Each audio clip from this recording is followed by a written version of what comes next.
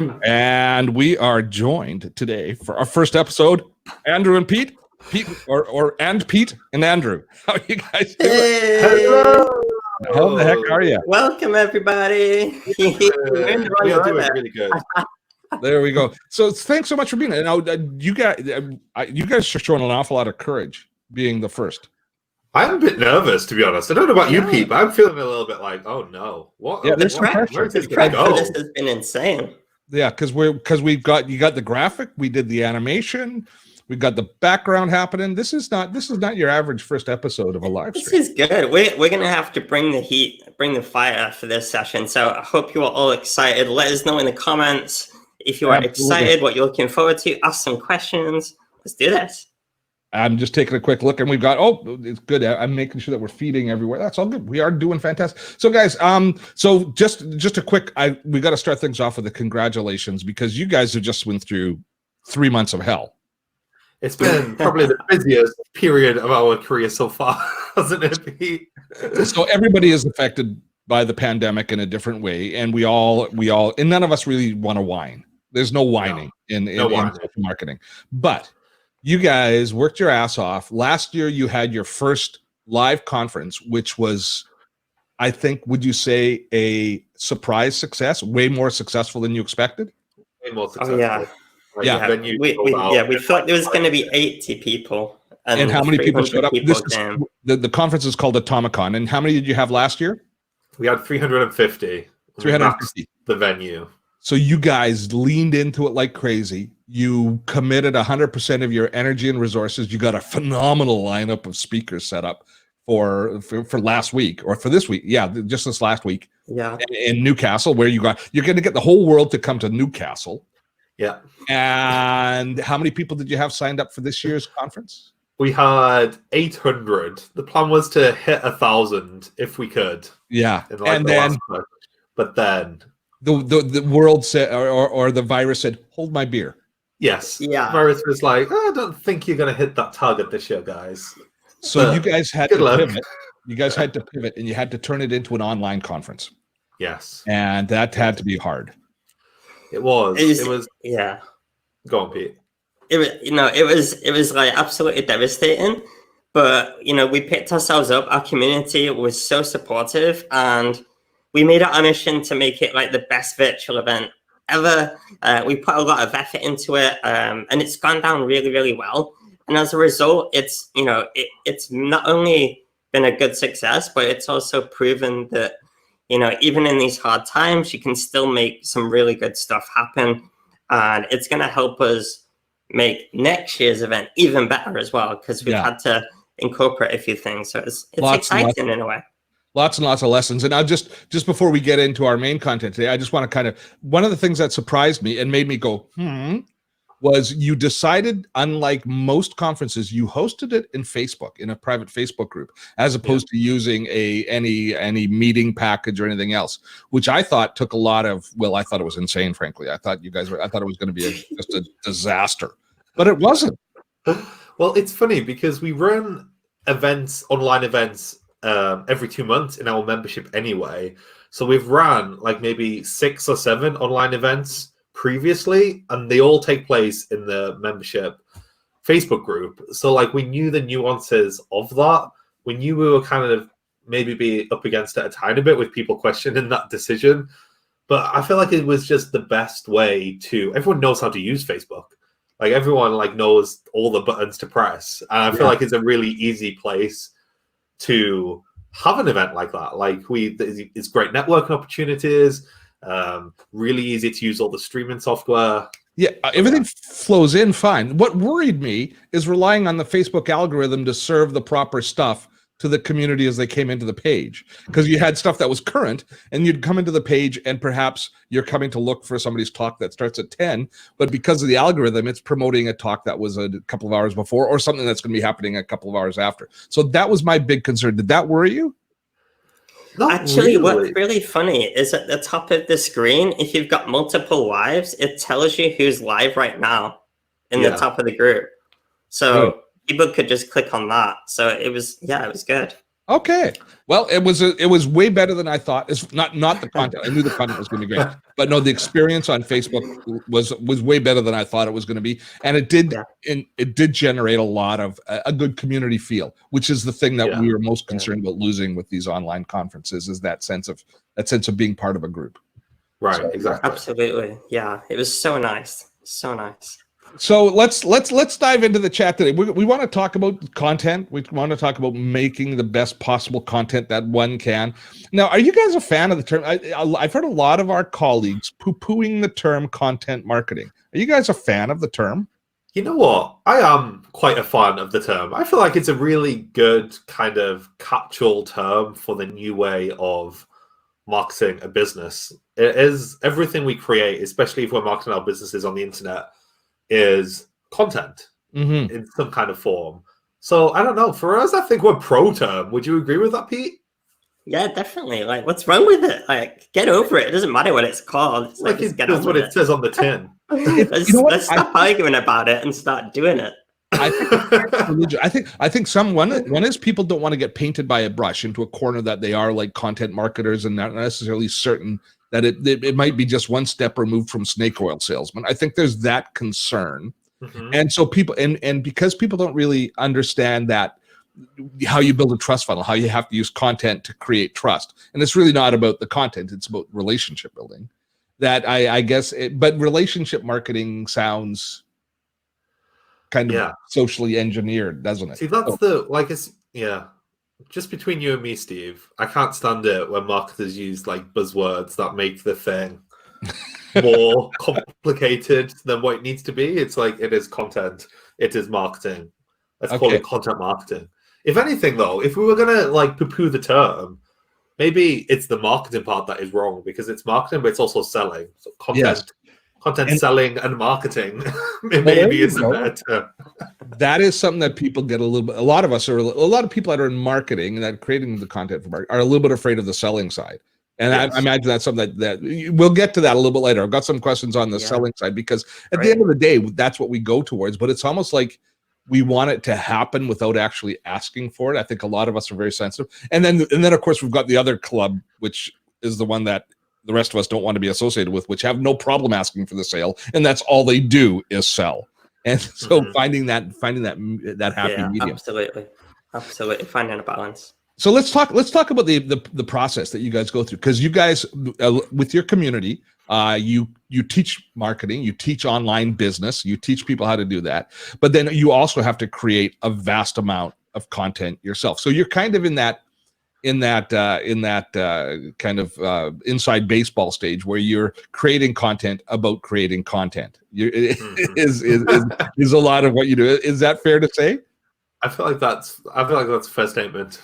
Yeah. I always feel that it's a little. I think the term is meta. It's a little bit meta. Yes. Right? So when you go through, when you start creating a piece of content, how do you determine? Because I mean, in our space, there are so many different buckets of content that we can create. How do you start to determine? How do you create content silos that you want to start populating in order to kind of move your message forward? At the top level, how do you guys strategically look at the type of content that you should be sharing? You're gonna take that, Andrew? Yeah, I'll take that one. You know what's really strange, Steve? It's like we're usually doing these lives together, and we kind of got like hand signals, like that's your question, that's my question. So we are now separated, and working out how to do these lives separately. I'll take that one, Pete. So one of the key things that we always think about whenever we're starting with content is, what is the purpose of this content? And for us, the bit of content is either to build our audience or to sell our membership. Like, we only have one product, it's Atomic. So for us, it's sell Atomic. And we are very kind of deliberate about what is the purpose of that bit of content. And we're very deliberate about making sure we are putting as much effort into the selling piece of content as we are into the kind of audience building content. And then right in the middle, we have what we call hand raiser content. Okay.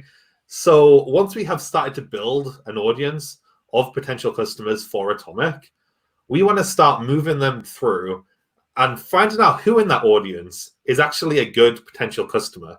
So what we'll do is we'll get them to tell us in some way that they are interested, so we can then serve them some sales content.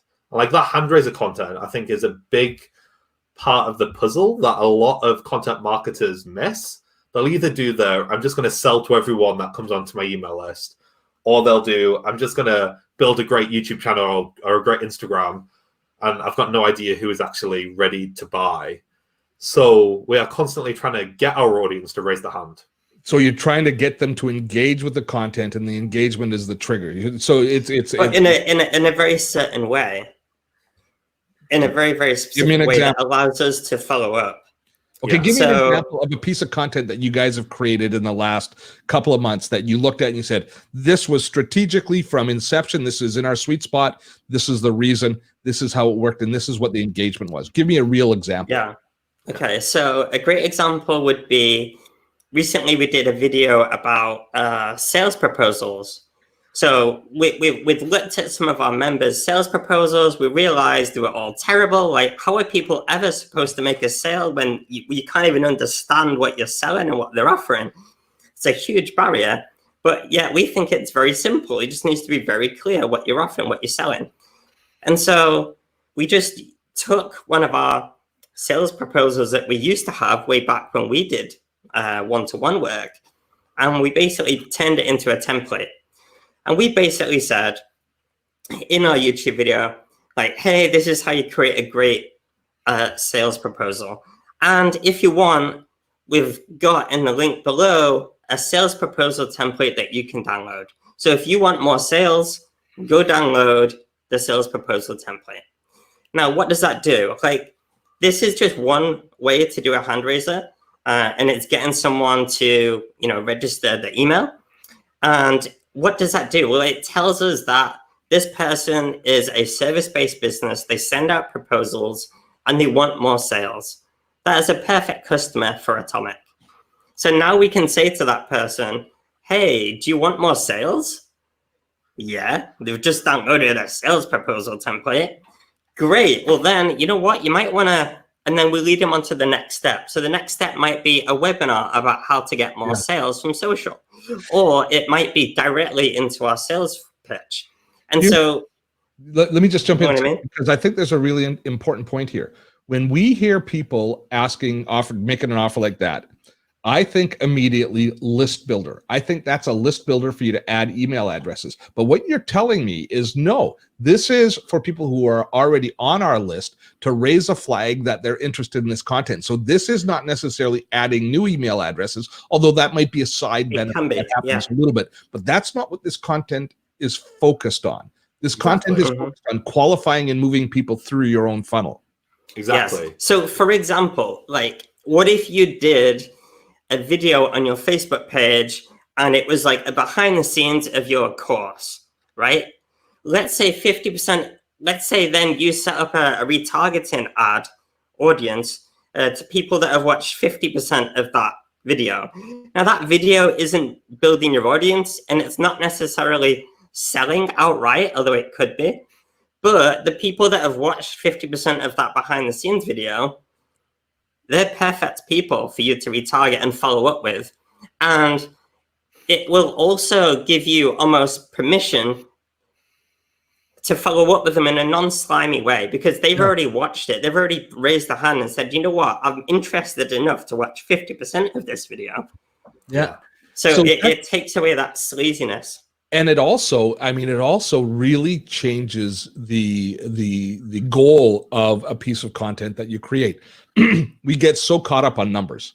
If I create a list builder, if I go through all the effort to get Liz to design a PDF and to do all those things, I want to see, when I look at that, I want to see that it's added 1,500 new email addresses to my mail list, right? Because at the end of the day, I look at those big numbers and I say X number of email addresses on my list that I email to means this much money at the end of the year. At the simplest form. That's, our primordial brain works. More numbers. Yes. But this is far more sophisticated. This is far more targeted, and I would say mature. This is a mature way. This is what we mean. Like with every bit of content, it needs to have a purpose. Yes. And the purpose is always eventually sales. So even if you're writing a blog, like, is that blog a direct correlation to your sales funnel? Like, if it's not, like, what's the point in making it? Well, does the fact that they want to read that blog mean that they are a perfect customer for you? Can you send an email that paints a pain point that when people click and read that blog, you now know that person on your email list has that pain point that not only does that blog solve, but does your product solve or your service solve or whatever you're selling solve? Yeah, so that's another great hand raiser. So, for example, if we send to our email list, hey, do you want this, sales proposal template video? Like, it's a helpful video. And now we have X hundred or 1,000 people that have clicked to watch a free bit of content. But we now know that those 100 or 1,000 people or whatever are interested in getting more sales. And so we can follow up with that. We can say, hey, are you interested in more sales? Like, we've got another video about blah de blah, which you might really be interested in. And that video is more salesy, So every bit of content has a purpose and a next step. Yeah. A really easy example. Can I just give one more really quick example as well? This is one that every service provider can do. It's probably our most profitable bit of content, maybe, back when we did one-to-one services. It was just a simple price guide. We had a price guide for our one-to-one services that we had on our website and we sent to our list fairly regularly. And it wasn't a big list builder. We maybe only had a few hundred people ever download the price guide. But everyone that downloaded it was a hot lead. And then we had an automation that booked them in for a phone call. And that was your price list? That was our price list. Okay. Yeah. Pete would get on the phone with them and close them on the phone. And it was just a really simple bit of content. We tell every service provider, if you don't want to put prices on your website, put them in a price download. Or if you've got them on your website already, put them in a price download, because people will raise the hand and say, hey, I want to know that. And then you can follow up and sell them. You can share that in email, you can share it on social. It's like anyone that downloads it is immediately raising the hand. Like, you can follow up and sell to them. Yeah. So let's talk about the content that you create, because one of the challenges that most content creators have is an analysis paralysis. There's too much content out there. And so we're taught all of these different techniques. And one of the techniques we're taught so early on is to understand who our avatar is, which has always been something that's driven me freaking nuts. Although it's easier now that I'm really old and I know that I just want people with gray hair. But that when you create a piece of content or even you start that funnel process, are you thinking about your avatar that you guys have actually decided on, or are you trusting your instincts more in creating content that you know that your community is going to want and is going to serve your purposes? No video comes about just because we think that'll be good. And almost that's the same thing, right? So every bit of content we create has come from demand somewhere. And I think that's really, really important. And it's the same with any product or service that you create. If it's not born out of a demand or a need, then you're going to struggle to sell it usually. So it's the same with content. So every bit of content that we create has either been asked by one of our members, someone has said they had a big problem, we've given them some help and it's helped them, and then we thought, oh, well, that helped them, we could create a video on that. Or we're doing the analysis, we're using tools to help us find what people are searching for. So it's either search topic or people asking us questions. They're the main thing. Yeah, I do think that gets a lot easier the more you build an audience and build a community. I definitely think back in the very beginning, it was very much guessing what people wanted because we didn't really know. I'm starting to believe that just with what we're experiencing now with COVID, that the profit's in the pain. That we talk about the questions that they ask, but really when it comes down to solving things that hurt people, that really bother them, the real issues that they have that are causing them causing them issues. That's why so many of our colleagues right now, social marketing, online marketing just is exploding when the rest of the world is having issues, because we're solving real problems, that we have. And for somebody like myself, just the videos that we're doing on using Zoom, it's solving a problem. Yes. And as a result, the metrics are all just going, and you just listen. This is what's bothering people. You create content for it. It's almost too simple. Yes. Yeah, people definitely overthink it. Yeah. Yeah. Okay. I want to talk to you about your part of the other content strategy, because you guys have a mantra you follow, and it's different than you guys. Is it the UK version? Because your equation is way off, but you guys call it. You guys are telling me that you've got this 90-10 rule. The rest of the world has an 80-20 rule. So is this a pound? Is this a stone weight thing? Is the percentage that the rest of the world can understand? It's just how it translates over the pond. So you're saying the 80-20 rule is BS? It's 90-10. Mm-hmm. It's nothing to do with the 80-20 rule. Tell me about your 90-10 rule. Okay, so let me know in the comments if this resonates with you. Okay, so you are sat there and you're thinking, okay, I need to create content, and you're thinking, well, what platform do I need to create this content for? Well, my perfect customer, like, people will say, like, do the platform that you enjoy the most, or do the platform where your customer is. Well, guess what? Your customer's on every damn platform. All right, they're watching YouTube videos, they're watching TikTok videos. They're not telling people they're watching TikTok videos, but maybe they are. They're also on LinkedIn, they're also on Instagram, right? They're on Twitter, they're on everything. Let's face it, you can make an argument that most businesses serve customers who are on most platforms. And everyone has access to videos, YouTube, podcasts, blogs, everything. So where do you start? And what people tend to do is they look up to all these other companies, all these bigger channels, and they go, okay, well, they're successful, and they do something on all these different platforms. They do Facebook Lives, they do YouTube channels, they're on Instagram all the time. Their Instagram's amazing. I love their stories. And what people tend to do is think, oh, I need to do all that too. Yeah, or their friends are telling them, all their advisors. Yeah. You've got to be here because they have success there. Yeah. And you know what really annoys us between you and us? Me and you? You were close. You were close. I was close with that title, wasn't I? Okay. Just between you and me and Andrew. Yeah. What really annoys is this whole omnipresent marketing word, which is like such a buzzword at the moment.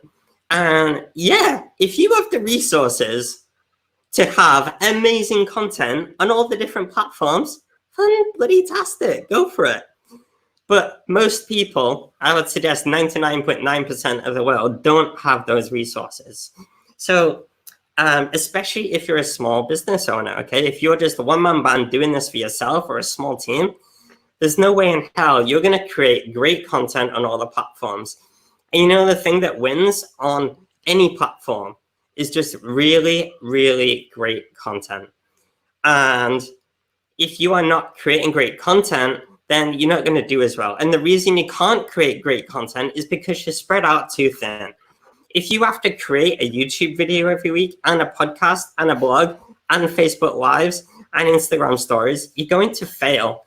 Well, you're not going to fail. You're going to do everything, but you're going to do everything averagely. So the 90-10 rule suggests that you culminate all those resources and put 90% of your efforts into doing just one thing remarkably well and seeing great success. And the other 10% of your efforts and time and resources and money, that can go into repurposing content, that could go into experimenting, and so forth, and all these other channels just to try them out. But all the best success stories of content marketers, of people that have used content to grow the business, all of the best examples in the world have one thing in common. They all did one thing remarkably well first. Then later on, they added something else when they could and they had more resources. But it was always just one thing first. It's much And this easier is to the launch 90-10 rule. something new once you have an audience somewhere. Like it's much easier to grow a YouTube channel and then launch an Instagram or then try to do other things. Really hard to do them all at the same time. Yeah. So that let's unpack it a little bit more then, because I first of all, I'm 100% in agreement. I believe that we should lean into a Good. single network, and we should. Well, no, That would have been awkward. I mean, I do.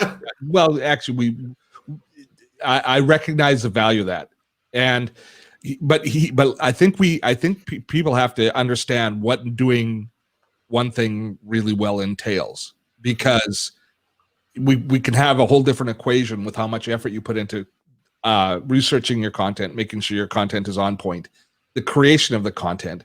That's just the tip of the iceberg, right? So let's say you're creating a YouTube video, and a lot of people that I know think that once they create that video, that they've done the hard work, they did the research, they came up with a great topic, they've got the right people, they've got the right information in there, they've recorded it and probably overproduced it. They tend to overproduce, but they've put all these efforts into the production. They've created a really great, compelling piece of content, and then they publish it, and they think that the YouTube gods are now going to say, "Well done, Steve. I am now going to bequeath unto you hundreds of thousands of new subscribers and followers because you worked so hard and you created a great piece of content."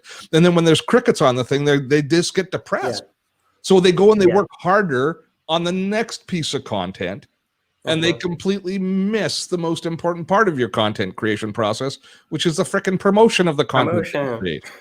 Yes, exactly. And the 90-10 rule isn't just about like creating the content. It's about everything to do with that content piece, right? So within, like, to break that down, a huge part of creating content, like you said, is the promotion. Like you should spend a huge proportion of your overall time on the actual promotion, even if that means you have to create less content. I'd rather you do an amazing piece of content and promote it amazingly well twice a month or once every 6 weeks even, rather than every single week doing something averagely and promoting it averagely.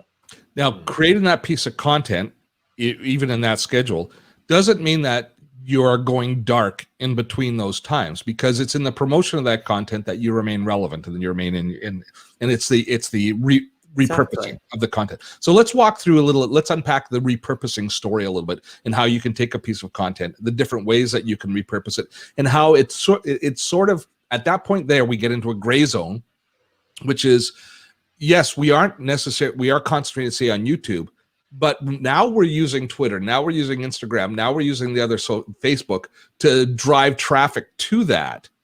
So you're still participating in those, even though those aren't the platforms that you're leaning into. I think people. Well, it depends. I think it depends on your search strategy. Okay.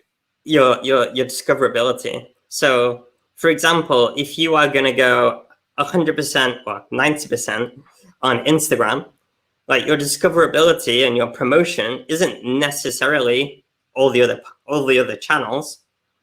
Like, you're not going to have a massive surge of traffic if you're not putting any effort into all the other channels except promote, like, your Instagram. Okay, like, the way you're going to promote your Instagram content is by properly doing the research on your hashtags, making sure you're commenting and engaging on other people, making sure maybe even doing ads to your content. This is gonna grow your Instagram. And for example, with a blog, let's say if you go 90% on a blog, right? The best way, or one of the best ways to get traffic consistently to your blog is with search, right? So for example, there's a guy called Brian Dean, and he does these amazingly beautiful blogs. And rather than doing one a week, he actually does one every 6 weeks, if that. And they are the most beautiful, amazing blogs you've ever read about SEO. And his strategy is SEO, right? So he will then spend the rest of the 6 weeks, like, getting backlinks to that blog, writing other articles on other people's websites to get traffic to it, to increase his domain authority, to rank higher in search. So that's his promotion strategy for that blog. And yes, in the 10%, like he'll put it on Facebook. He has an Instagram account with about 10 posts. Not very good. I think he gave up on that.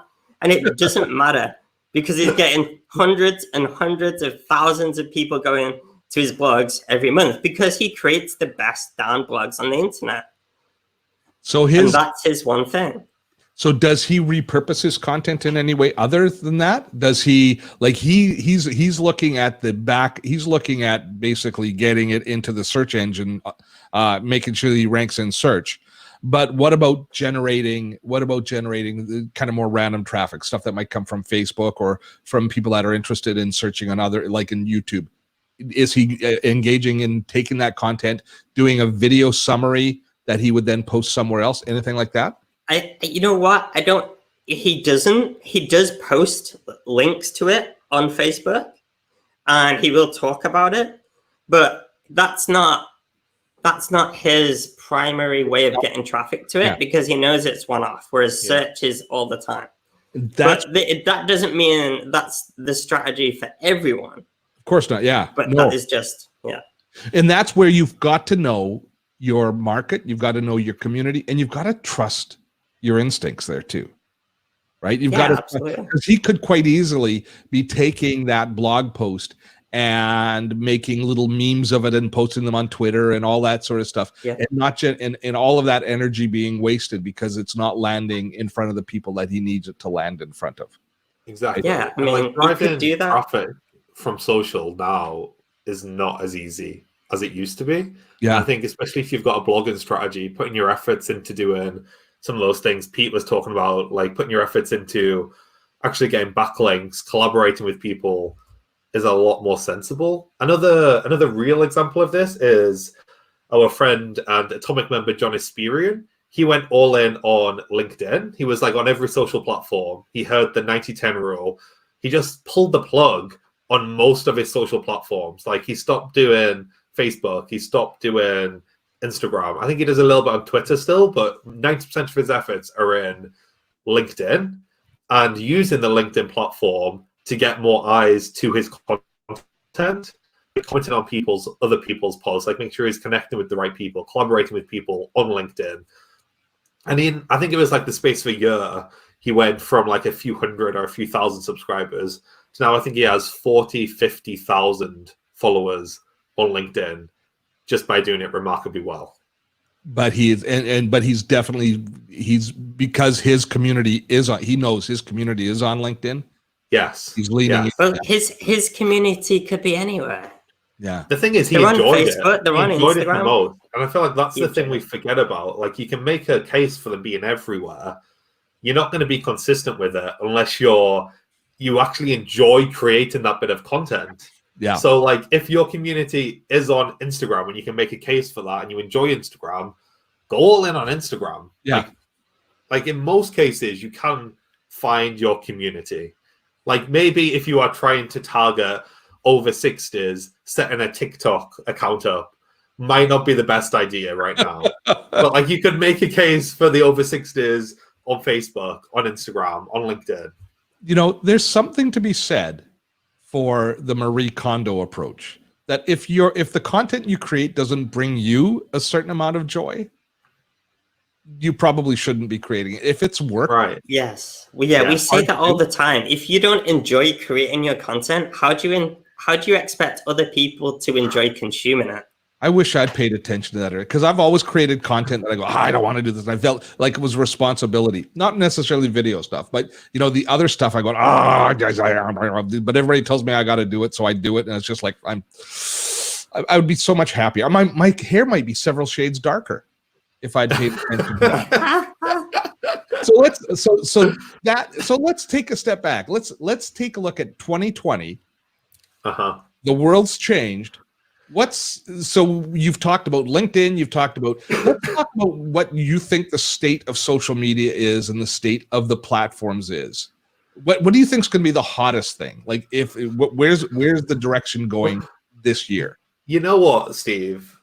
Just between you and me, that is another one. Yeah, get it up there. Get it up there. Just between you and me. You and I and us. Between you, us three, and all of you watching, we hate that question so damn much.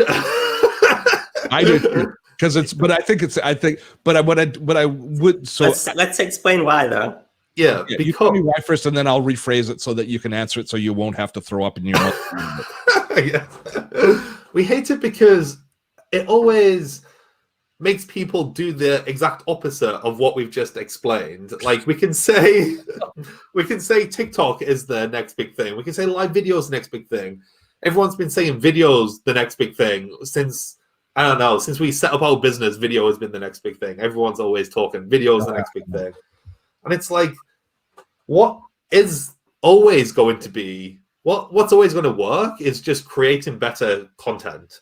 And that's not new, that's not hot, that's just always been the truth. Like create better content that people actually want to consume, not that you're just creating because you feel like you're being forced to create it, or you feel like it's something that you've promised, so now you're just going to create content for the sake of creating content.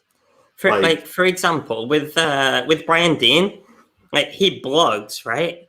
Blogging isn't the hot new thing.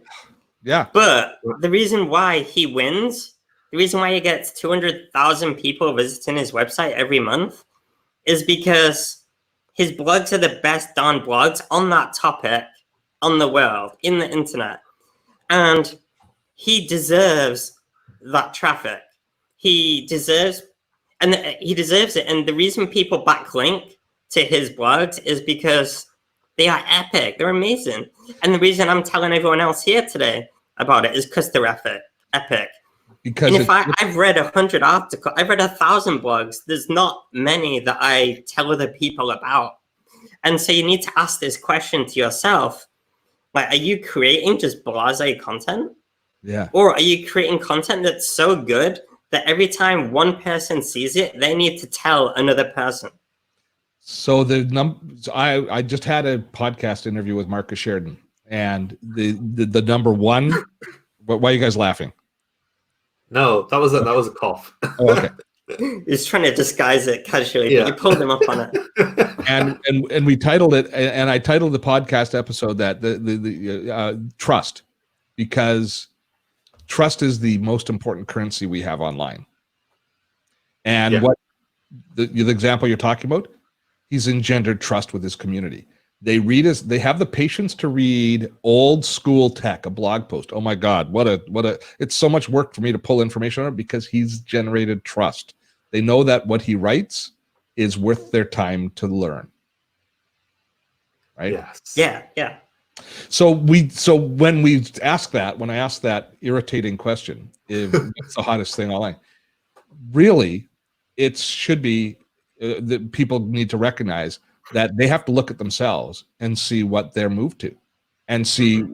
And you're saying something that I wouldn't have said. I would say, "Where's your marketplace? Go to where your market is." But you're saying, "Where's your heart? What type of content can you create and do an exceptional job of that brings you joy, and you can generate that? You can generate that engagement, and it doesn't." There's so much opportunity. It doesn't matter what platform you're on. You're going to succeed. Like, I think the reason people like the question or they like reading articles like what's the hottest new thing is because they want the quicker win. They want to be able to ride on some kind of like coattail and like trend and suddenly get more traction than they maybe deserve, because it's hard work to create really remarkable content. It's hard work. And some platforms, people want the shortcut. Some platforms are instant gratification. YouTube, Twitter, instant gratification platforms. Really easy. Now, long-term benefits as well, but really easy. LinkedIn, Facebook, probably those other ones, kind of medium term. But blogging and podcasting, real long-term investment. You have to be willing to stay the course for many months. But then once you get that, it creates such a intimate connection that it's worth staying the course. Yes. Do you know what we always say as well, though, with that? Because that's another one of our bugbears. People talk about content marketing being a long-term strategy, which it is a long-term strategy. However, I think a lot of people hear that and therefore don't expect to get results from their content marketing. And so they do blasé content over a long period of time because they shouldn't be getting results. Now, you might not be able to generate tons and tons of income from content marketing in week 1. What you should be able to do is get some kind of reaction. So I think a lot of people will ask us, like, where do I go? Where do I put my efforts? Or what do I need to stop? It's like, where are you currently getting crickets? Where is no one engaging with you? Like, if you can't get one person to like a face, like, there's literally Facebook pages out there. We've looked. They've been posting on there for years. It like makes us feel sick about the amount of time they've put into scheduling this content, and no one is liking it. No one is commenting, and they're just doing it for the sake of it. Yeah. And like, you should be able to get a reaction, like, from a piece of content, even if it's one person. From day one. That was great. And if you're not, you got to take a step back, and you've got to reevaluate. So let's go into an area that's not often talked about in these sorts of conversations, unless it's the overall topic. We've talked a lot about our organic content, the content that we create to build our community, to generate trust, to generate relationship with our community. But we could also pay for that. Yes. We could also pay for that engagement. What percentage of your content are you willing to turn into paid traffic? So, as a percentage, that's an interesting question. Like, what we will say is that if something goes down really well, double down on it. Like, focus more on it, send paid traffic to it. If it gets a good reaction, put more effort into it, create more content around it.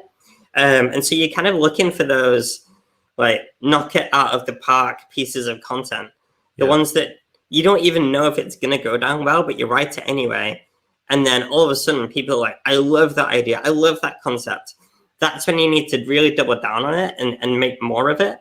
Like, the sales proposal template is a good example of that one, because it was just kind of a video that we thought, yeah, this is good. The people are asking for it. People need this. We posted it. People loved it. The lead magnet literally took us, I don't know, an hour to create, because it's literally a template based on something we've got. And all of a sudden, it's one of our most popular lead magnets. And then we're like, okay, let's put some ads behind this. Doesn't that frustrate the hell out of you? Yes. It drives me crazy, because we will work our asses off on a piece of content which is rich, which we know is great, and crickets. And then sometimes I'm just like, oh, I got to do a video this week. I got nothing. Here, this is, you look through your old list ideas. Oh yeah, I could do that. I had an old script for it. Yep, I'll bang that one out. Boom. Kind of go to bed at night thinking, the MVP, that concept of minimum viable product. This was mailed it in product. It's just like, boom, I sent it in. And then all of a sudden I wake up in the morning and like it's trending. And I'm going, how the hell did that happen? And why? It's unfair. Yes, it's frustrating. We've spent many months, haven't we, Andrew? We once made a content marketing movie, Steve. It was a whole movie production. It was a webinar, but we called it a movie. We put in days into this thing. It didn't do terribly. It didn't flop. But like, when you compare it to the sales proposal template, that solved a real pain for someone and gave them instant gratification of what they were getting. Literally, you said, hey, let's just throw this in. Oh yeah, let's throw that in. Yes. Yes. So the strategy then following that up, you have something that catches. If you're publishing enough content, you're going to have stuff that surprises the heck out of you. At that point there, you can double down on creating more content around it, which I don't know if you've had the experience. It's sometimes it catches, sometimes it just fizzles. It's just how the algorithm gods treat us. But if you do have that successful piece of content, is there real wisdom to saying, now let's apply a budget to that, and let's now spend money on the content which is going organically? Do you think that undermines yes and no content at all? Or go ahead. I think it's a case of like, it still needs to play into your strategy. Yeah. Like, so for example, so it's not just getting numbers, but it's getting numbers that you want.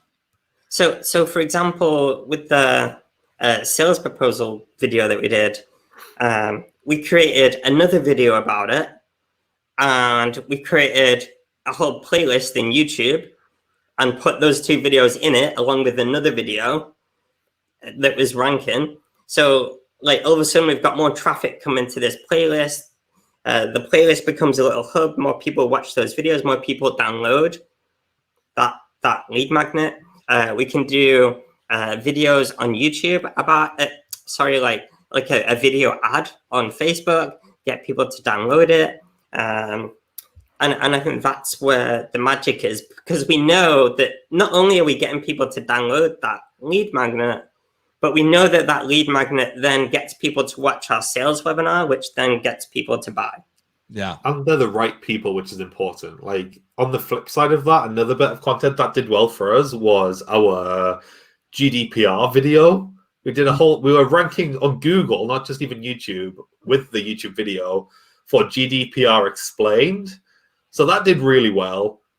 And like we were so tempted at one point, weren't we, Pete, to like, let's put some more effort in this. Let's run some ads to this. We even like thought of lead magnets and ways like we can make more of it. And then we thought, this is not our audience. Like they're not going to join Atomic. They want to know more about GDPR because everyone's talking about it. That's good. Yeah. So you recognize there were vanity metrics. You just have to be lucky. Yeah. A couple of questions from the community. Great. And you guys are going to have to type in some. We're going to have to give them some URLs. So Marnie wants to know, or Maris wants to know about your Facebook group. They want to join the Facebook. The Atomic. You have a public group as well, right? We don't have a public Facebook group. No, the Facebook group is just for members. Okay, so how do they find out? Because you guys are in the middle of launching your membership site right now. So tell us where they go to find out more about Atomic. Okay. Yeah, so it's becomeatomic.com. So that's becomeatomic.com. And the idea behind it is that we want people to grow faster by doing less. So you know how we mentioned like the 90-10 rule? Well, that applies to your to-do list as well. Okay, it applies to your services. It applies to everything. So if you have just this overwhelming sense of, oh my God, I've got so much to do in my business, and you always finish the day thinking, I've got all this stuff on my to-do list that I just never get around to doing. And you're constantly overwhelmed and you really want to grow. Maybe you're doing really well. Maybe you're just starting out. It doesn't matter, but you just want to grow faster and you're fed up of working all the hours of the day to do it. Atomic is going to help you to make more money without having to work more. So basically, like, we're not into this whole hustle mentality. So yes, you have to work hard sometimes, but no, you don't have to do that all the time. So we're all about having more impact and doing less work to achieve bigger results. And if people want to learn more, they can go to becomeatomic.com. And we basically have a flash sale going on at the moment. So people can get like a 30-day trial for £1. So for £1, you can go in, you can see how we're going to help you to rapidly grow your business and make smarter decisions in your business and basically work less and make more money.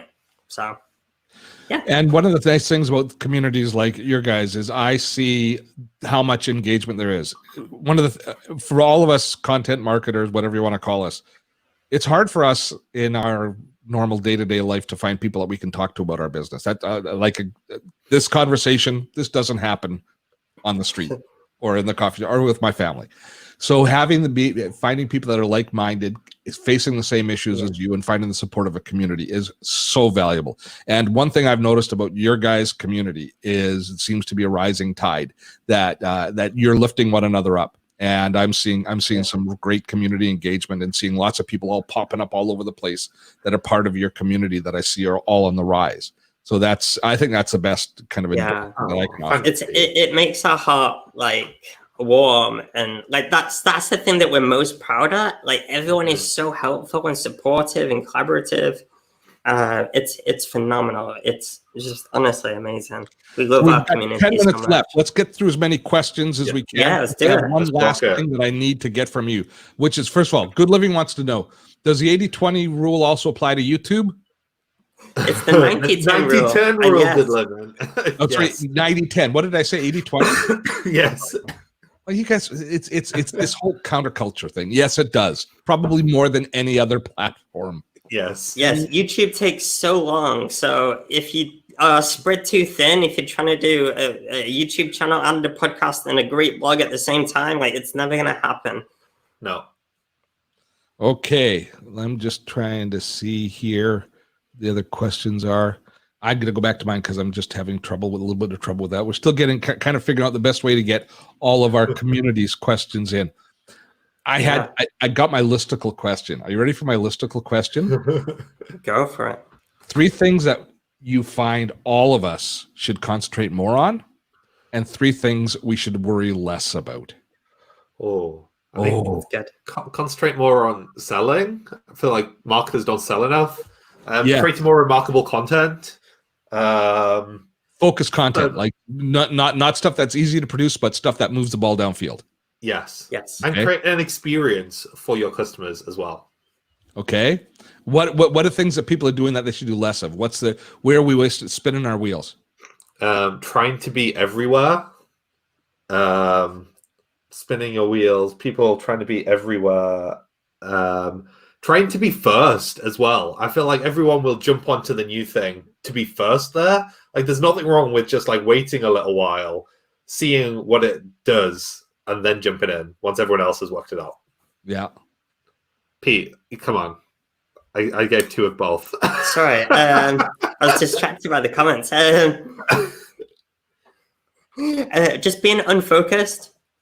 I think just stop worrying about trying to do everything and just instead do one thing at a time really remarkably well. Don't try and launch loads of different services at the same time. Don't try and sell everything on the planet at the same time. Don't have 3 different businesses because you can ultimately spread too thin. Ultimate Like focus 90-10 just applies to everything more than marketing. It started off as like a marketing concept, but we applied to everything, like sales, what we're selling, how we get hand raisers, that kind of thing. Yeah. And one of the things that I see in your community, and I think that most people really need to come to terms with as well, is can you think of any markets that are saturated that there isn't room for somebody else to come into?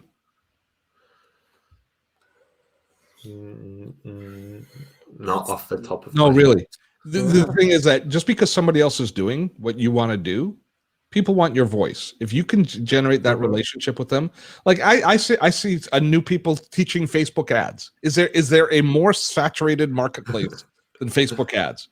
Thank you, Facebook, for making ads so difficult to use that half of the world has to teach the other half how to use them. Yet that is the case, right? That is so true. So I feel like marketing duos is quite saturated. I wouldn't try to take on that market. Yeah, but other than that, Which was be that? good. Marketing duos. Oh, marketing duos. Oh, Yeah. You mean and Pete, Andrew? I mean, Pete, Andrew, and Pete.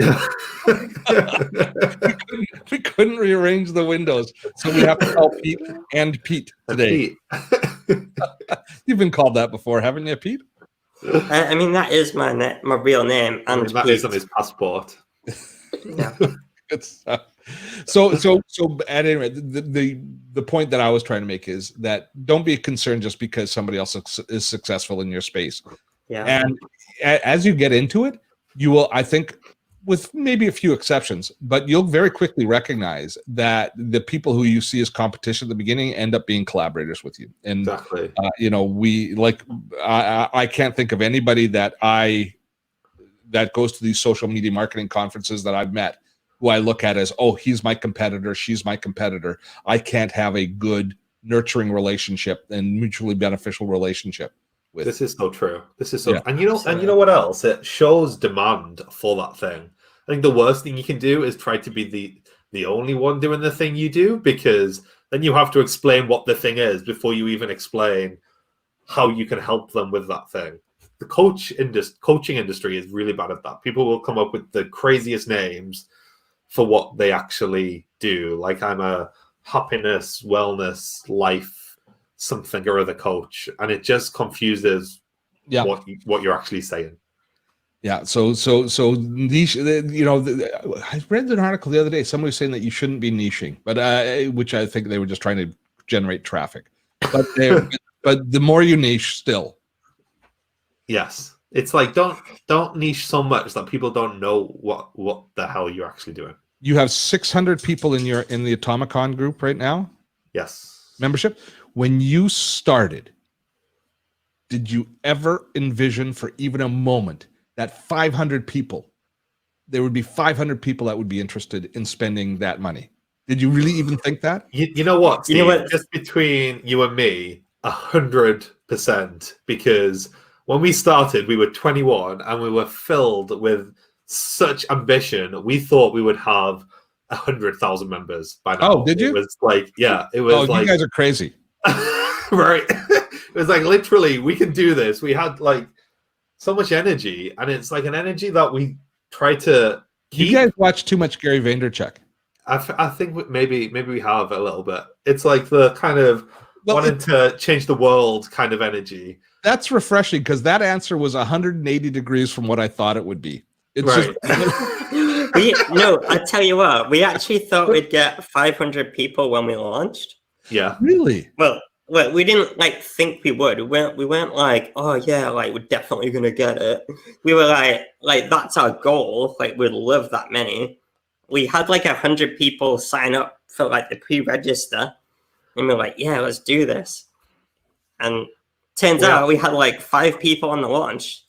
We're constantly thinking big. It's like it's And hard. now we know how to not launch.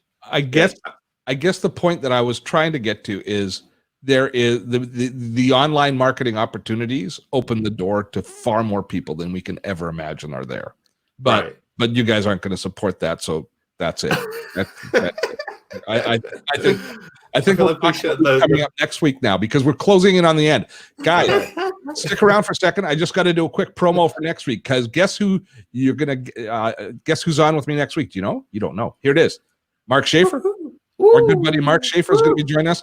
Mark's going to be talking about the human touch. He's all about people-to-people marketing. And Mark has a fascinating story, even more so than normal, because he's just been diagnosed twice back to back. Poor guy.